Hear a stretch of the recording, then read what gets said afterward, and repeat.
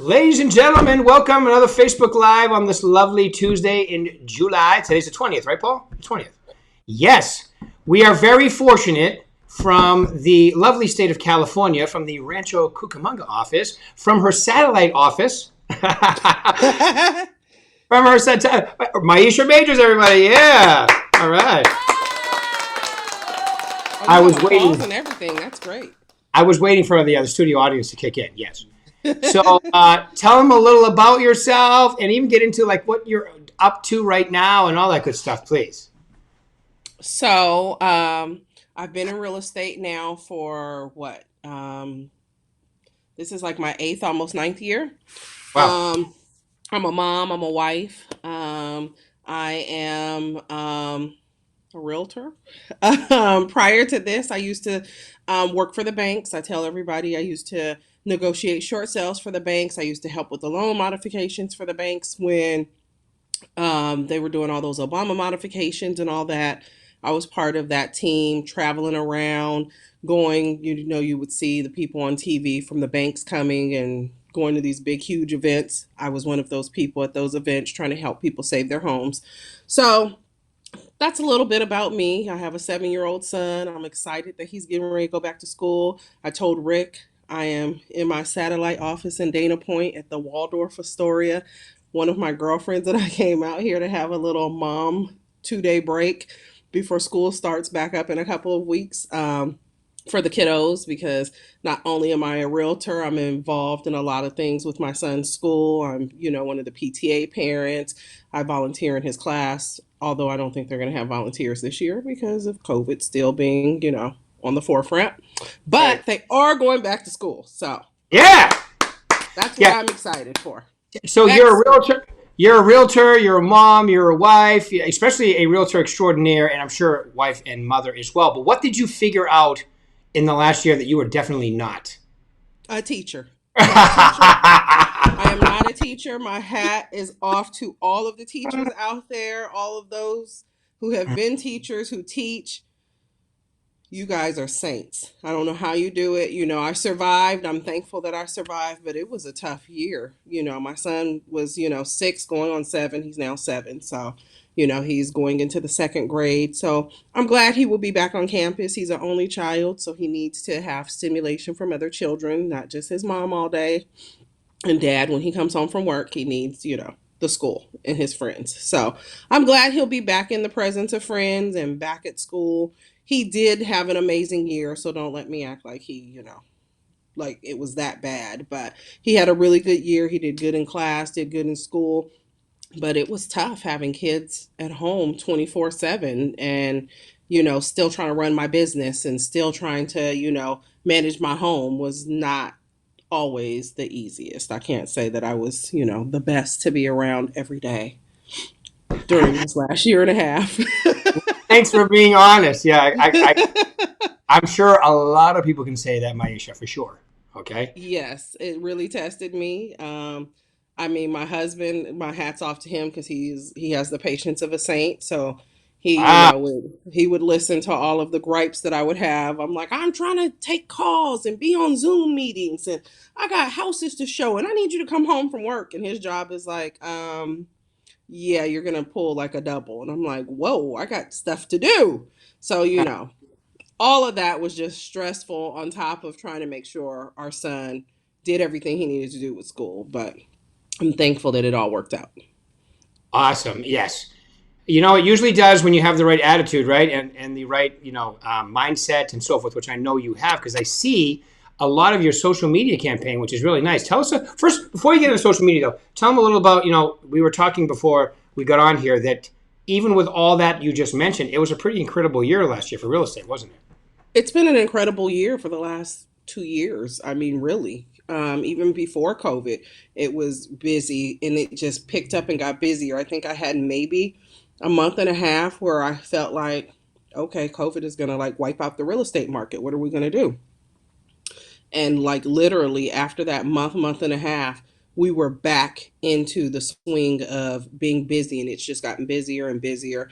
And I'm thankful. I mean, it has been good. It's been good to me. I'm thankful that, My clients trust me. I had a lot of clients come back wanting to sell their homes because they saw the equity being built in homes and they saw what was going on in the market. So, they wanted to sell their homes. They came back. So make sure that you continue to stay in top and on top of and in touch with your clients because they do come back to you. If you are an outstanding agent and you help them and you're a person of your word, trust me, you will see them come back and want to work with you. So I am thankful for that because, you know, I've had a lot of return business, a lot of return clients, a lot of new clients, a lot of referrals. I really haven't had to go out there and hustle to get the business because the business has been just coming to me. That's great. That's great. Yeah. It's been an incredible year. And I would agree with you about a month and a half, 2 months. It kind of went into stall mode about 65% of what it normally was. And then it's kicked into gear since. It just goes to show you how healthy the market was because if it needed an excuse to tank, it had it with Right. and it didn't. Not only did it not tank, it went berserk. And appreciation, the interest rates are incredible. It looks like everything's getting back to normal. I hope this new variant doesn't create any problems. But I think we'll be, yeah, exactly. I think we're still going to keep Like moving. please let the kids still go back to school. Yes, exactly. Yes. Don't even say that out loud. No, they're going back. Right. Yeah, they have to.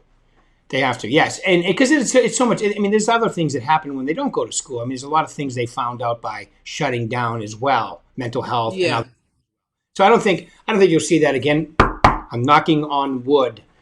Okay, Yeah. but It did affect a lot of different things because there was a lot of, there was, I mean, it caused, and it's still affecting things, but there's still schools that are coming up with plans. My girlfriend, who I'm here with, she's a school teacher, and they're still going to offer a virtual like platform for some families because some families just still aren't ready or they've had so many changes in their family due to COVID that they don't have the support to have kids come to school every day. So I'm thankful and I'm blessed that my family is, doing good and well, and we're able to roll back into hopefully some sense of normalcy. But there are still a lot of people out there who are not. So mhm, I don't yeah, take it lightly.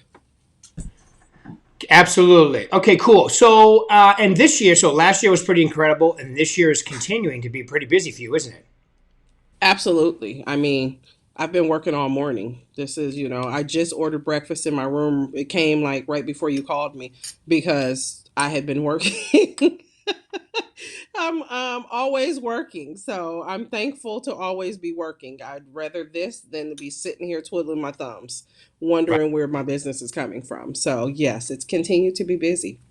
That's awesome. That's awesome. Okay, so tell us a little about because I know I see you and you do a decent amount of business from your social media campaign, don't you? That's where probably I would say 85 to 90% of my business comes from social media. Okay. I mean, it works. You ever I tried it. I tell people all the time it works, but it's not for everybody, but it works for me. So I'm thankful for that. right? And give us an idea of what platforms you use and a little bit of how you use them, please, if you could. So I mainly use Facebook and Instagram. I won't lie, I had to cheat and get an assistant who helps me post on my social media Hmm. because I just got so busy.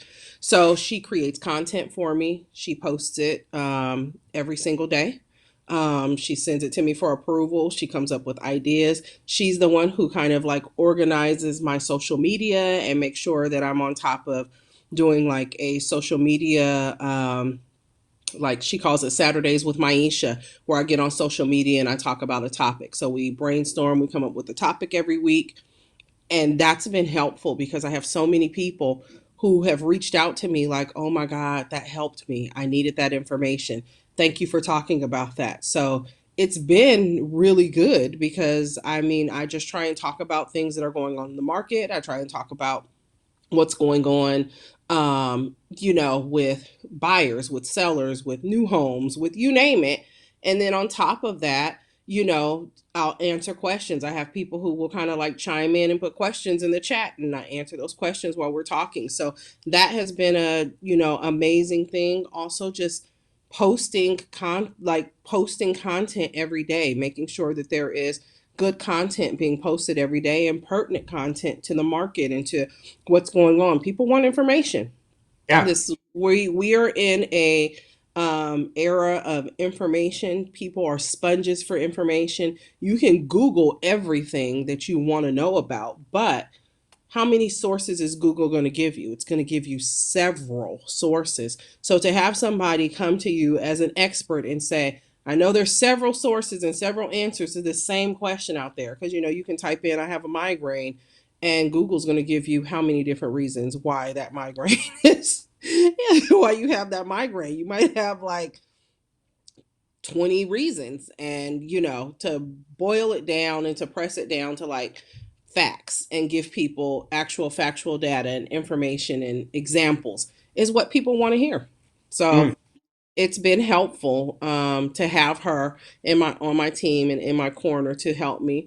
I also, I tell everybody I use a TC. She's awesome. She helps me organize my files and keep my transactions flowing, Smart. because as you have like 8 and 10 escrows open at a time. You just can't manage all of this stuff on your own. So the busier you get, you need to build a team. My goal now, although you didn't ask me about goals, is to Yes. figure out how to build a team, and put maybe some buyers agents on a team with me who can help continue to work with clients who come to me, because sometimes it's overwhelming and I get too busy and I'm like, I can't handle all of these people and give them all of my undivided attention the same way that I used to when I only was working with, say, like 3 or 4 clients at a time. When you're working with like 10 to 12 clients at a time, and then you got other ones getting ready, it can be overwhelming. So that is a goal of mine, between this year and next year, to start to put together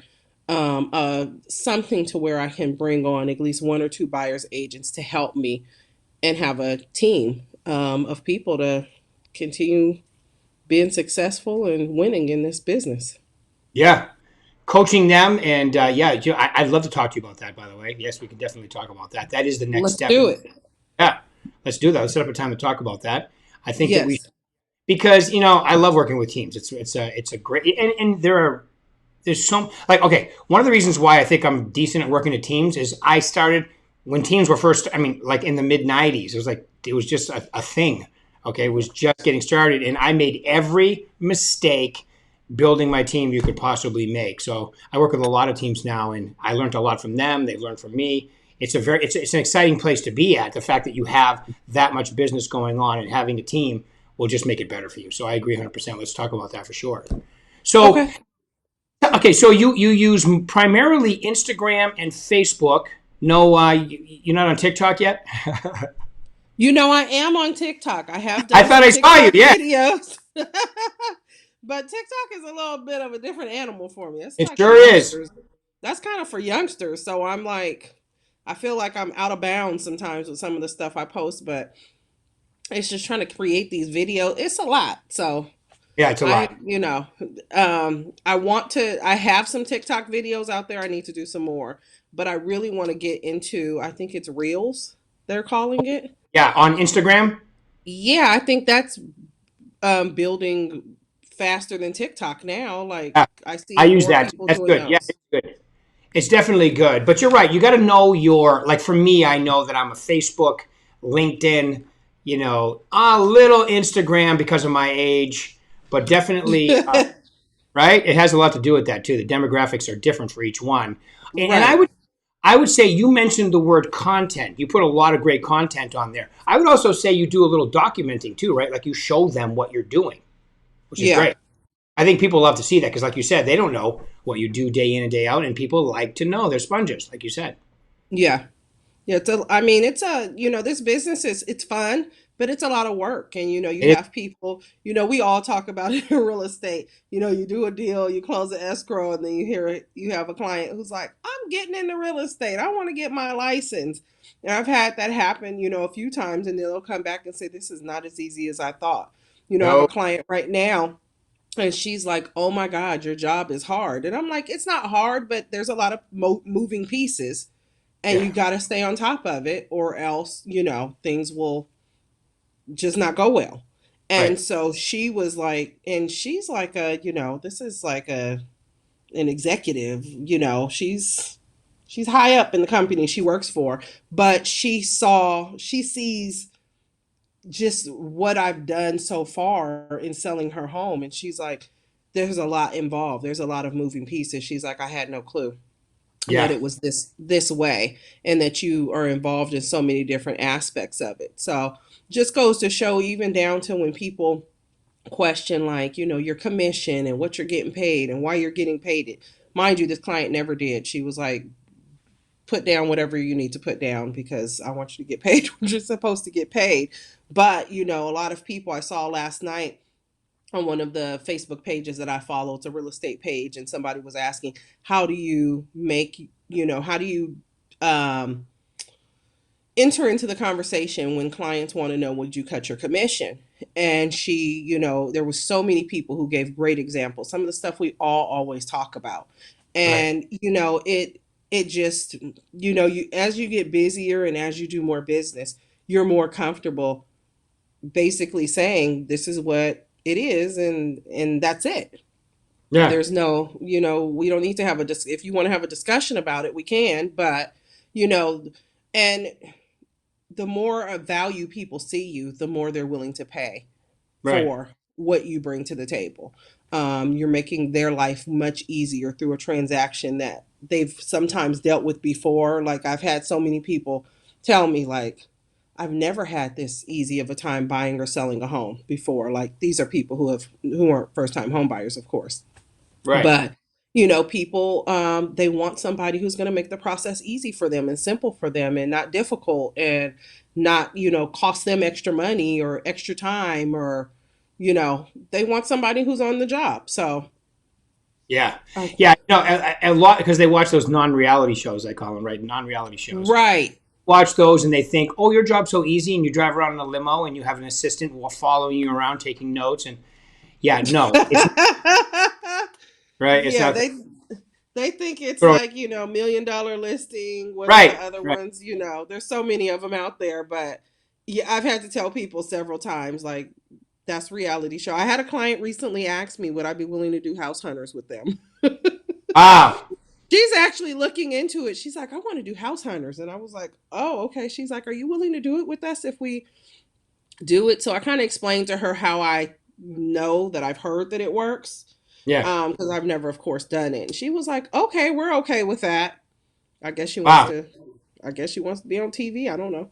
But it's, it's like you said, non-reality TV. It's definitely non-reality. It's kind of like Hmm. I love the people. As you know, I coach a bunch of people from all three of our markets. Actually, four markets.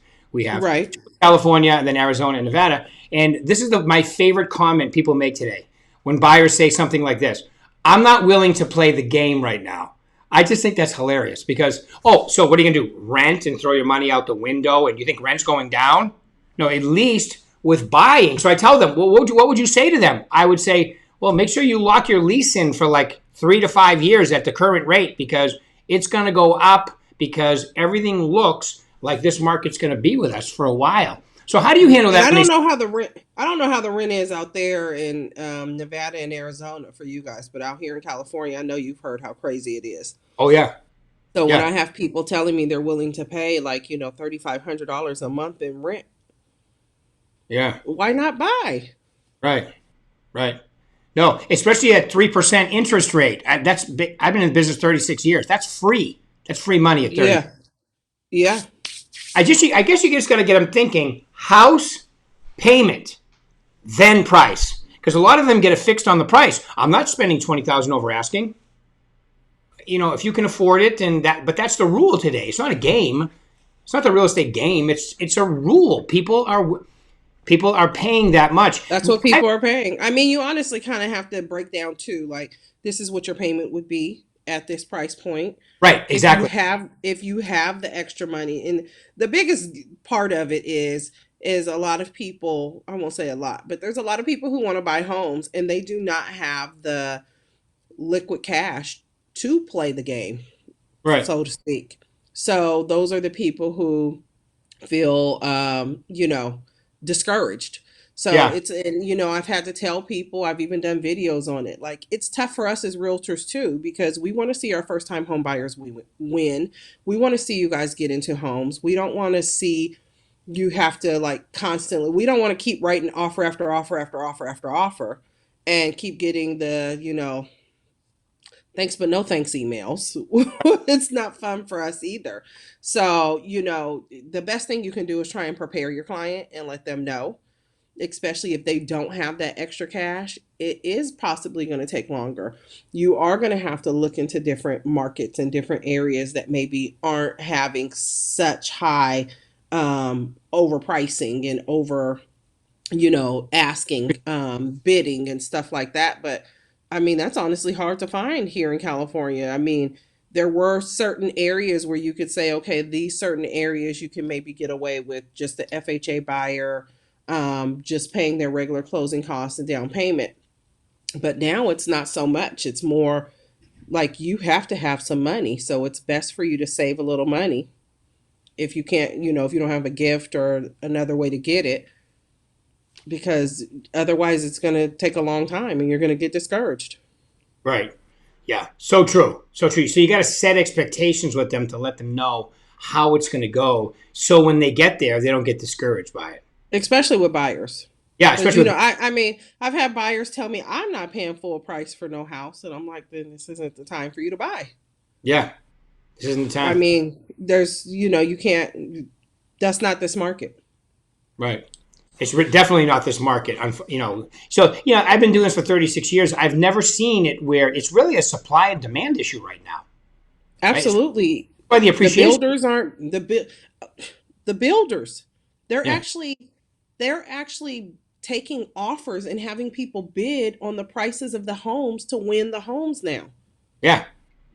And having lotteries. Like, I hadn't even heard of that. I took some clients to some new builds.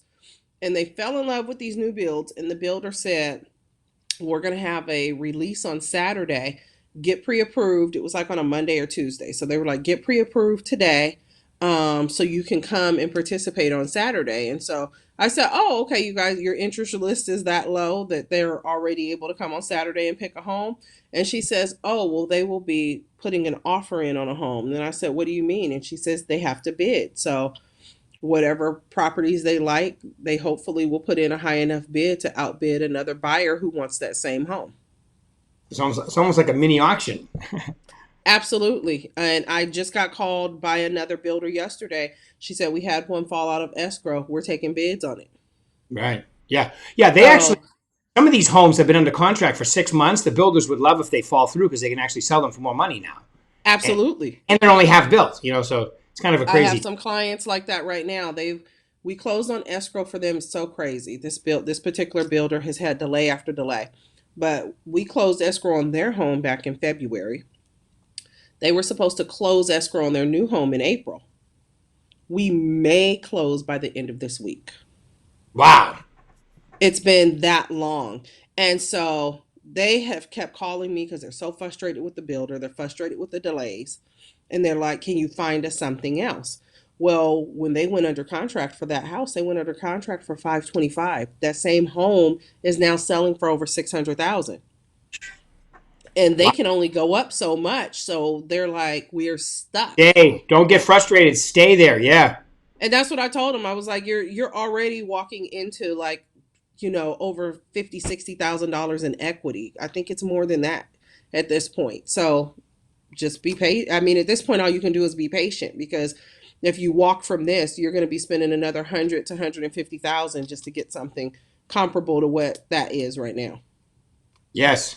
Some of them become patients while trying to be patient. I've never seen, buyers get really frustrated. I went to get my earbuds. Okay, so I got these new earbuds for Christmas, and I accidentally dropped a 35-pound weight on the case. Oops. But it worked for another couple months. So I went down. Okay. They didn't ask me any questions. They switched it out. So while the guy was going out back to get the case just to put my earbuds in it, he asked me what I do for work. And I go, well, I always point at my pin. I go, I work for Berkshire Hathaway. I'm in real estate. He goes, this is what he says next. I hate California buyers. That's what he said to me. He's in Nevada. And he goes, because they come here with all this cash, they outbid us because they sold their properties for so much more. He goes, Yep. until we run out of them, I don't have a chance. So I took his information, hooked him up with somebody, but he does. He has a chance. He just, this is where skill, and we're going to get into skill. I'm going to ask you one more question before we go, but this is where skill as an agent. This is where you earn your money. This is where you make people's dreams, or let this market become a nightmare, because it can if they're not dealing with the right person, right? Absolutely. So, okay, I'm a real estate agent, and let's say that I've been in the business for 10 minutes or 10 years. I want to take my business to the next level. What would be the 3 most important things you would tell them to focus on? Ask me that question again. The 3 most important things to be a top producer like yourself. What would be the 3 things you would tell them to focus on?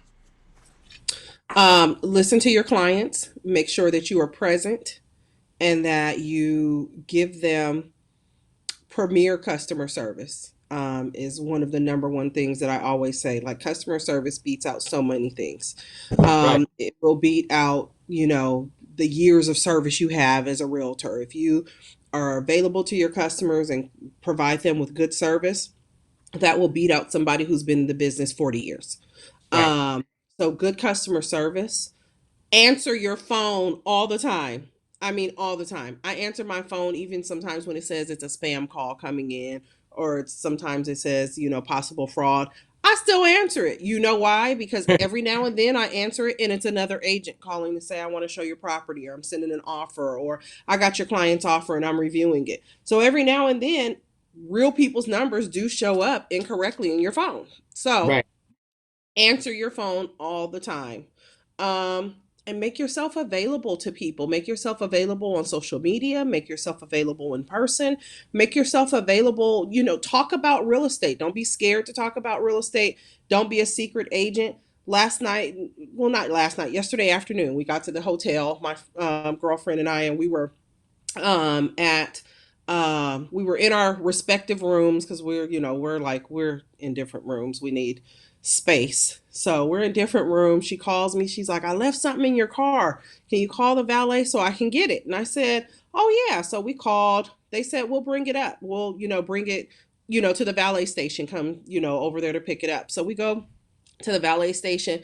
There's a lady there. She's from Louisiana. And we just found this out because we were sitting there talking to her. She heard me, the guy telling me he couldn't find whatever it was in my car. He was actually looking in the wrong car. I was like, did you check the right car? He was like, well, he's like, I checked the Tesla. And I said, did you check the gray Tesla? Because he was like, there's water bottles in there. I said, there's no water bottles in my car. So he goes and he checks and he finds, what we needed. And so as we're sitting there talking to this lady, because she's like, oh, I want to see the Tesla. She's like, I've only seen one Tesla in my life. And so I said, where are you from? And she says, I'm from Louisiana. And as we talked, I told her I was in real estate. She started asking me about the market out here. She's like, I'm out here a few weeks. And I mean, she's not a buyer, she's not a seller, but just the fact that she has friends, she's like, I have friends out here in California. She's like, okay. She's like, let me, get your card. Like, we were just having a casual conversation. So do not be a secret agent. Don't be scared to talk to people, because she was asking me, why would you buy a Tesla? And I says, well, I'm a realtor. I'm driving all around all the time. I'm tired of paying, $4 and $5 for gas, for, per gallon for gas. It's expensive. It's cheaper for me to have this vehicle. So she was like, that completely makes sense. So it's just as easy as something like that. Like, do not be a secret agent. Make sure that people know you're a realtor. Make sure people see you as a realtor. Make sure you present yourself as a realtor. Now, I'm not saying you got to act like a realtor everywhere you go, because, when I'm on vacation with my family, I don't always want to be bothered. I don't Right. want to, be, talking about real estate. They don't want to hear about it. They want to have fun with me. So I have Right. to pick and choose my times, but more often than not, am I in a conversation with somebody about real estate. So don't be scared to talk to people about real estate.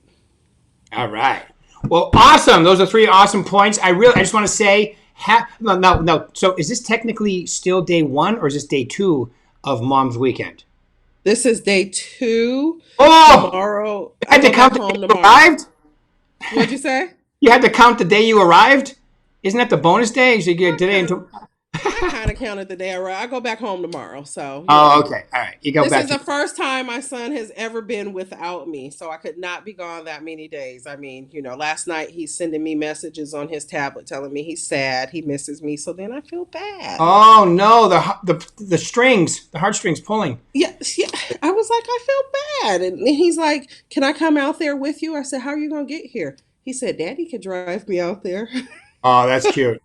So for a hot second, I thought about telling them to come out here, and I was like, "No, no, No, no, your no. time." Oh, it's Mom's weekend, Mom's day, or days. Right. Yeah, that which requires moms only. In other words, yes. Yes, it's just two moms having a outstanding. Look, my friend's in her room taking a nap. Nice. She texts me at 9 o'clock. She's like, I know you got to get on at 10 o'clock. I'm gonna take a nap. I'll see you for lunch. I get up, I eat breakfast, I take a nap. My kind of schedule. Okay, good. Yeah, she got up, she worked out, she took a nap. She Good ate for her. breakfast, she's taking a nap. I mean, when do we get to do this? We don't. So Right. Did you said you're in La Jolla too, right? no, we're in Dana Point. Dana Point. Well, close. Yes, it's beautiful. Absolutely Yeah. beautiful. Oh, it's this resort is gorgeous. I mean, it's so gorgeous. Now I'm like trying to see if I can book it for my family for Labor Day weekend. Nice. These are the things that we do as moms. Yes, and the things you can do being a successful real estate agent. So, Myiesha Majors, Absolutely. have yourself a great rest of today and tomorrow because you'll be back at it. You're the best. I really Thank you. appreciate your time. Thank you. Appreciate it. Have Thanks for fun. having me. Bye bye. My pleasure. Thank you.